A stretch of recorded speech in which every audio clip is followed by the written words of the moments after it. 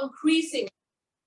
The numbers itself is increasing, and we can now see that everyone is literally having their phones on their pockets, including the elementary schoolers.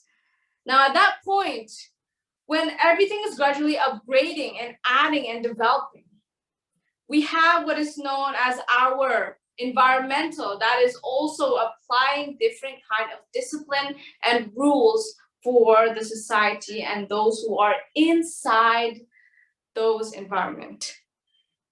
And now students also tends to protest year by year, era by era, by saying that we need our phones with our pockets because there are other schools that disallow their students to bring their phones. Now, at that point, that is only in the school environment. If we pick a larger environment, that will be the country. Whereas the country as well had made a strong law for us to obey as an Indonesian citizen. But do you think that we are actually obeying what they're saying?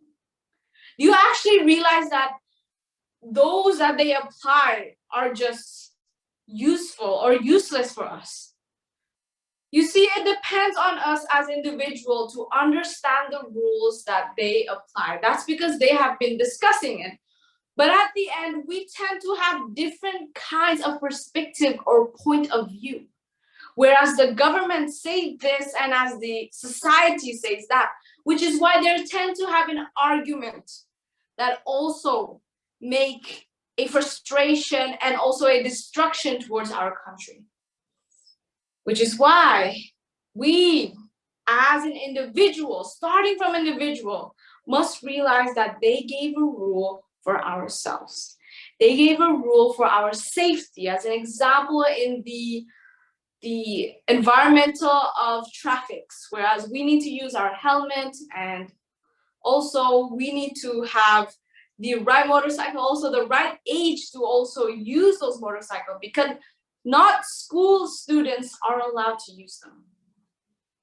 And so, by understanding as an individual, when we read news out there in CNN or even in BBC, we as youth do not read those news because we never realize that those news are actually an awareness for our mindset to realize that our world is still in danger while we are still playing TikTok.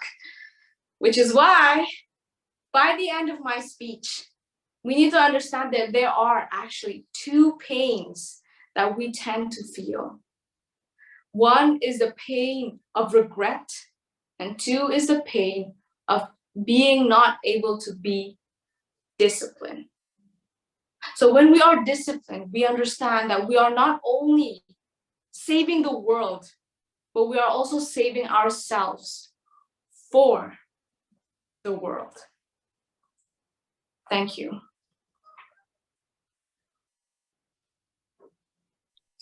Thanks for awesome performance.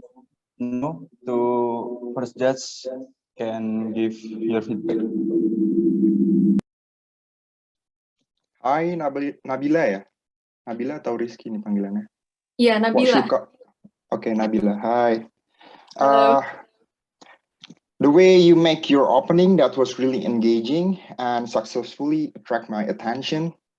And also your stage act was really good, and your intonation and also your fluency was on point. Your content was also really simple. It's really easy to understand what you want to deliver to us. And overall, it's brilliant performance. Thank you. Thank you very much.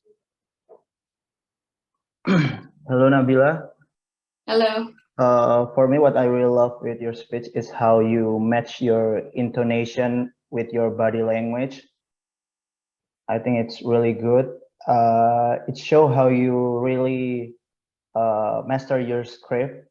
It's already out of your head, so you're not only just memorizing the words, but you also know when to do your body language at the right moment. But I think there are several times, only a few, where you slip your tongue and mispronounce some words where it sounds like you have a grammar mistakes, but it's only a few, so it doesn't really matter. I think that's all from me. Thank you.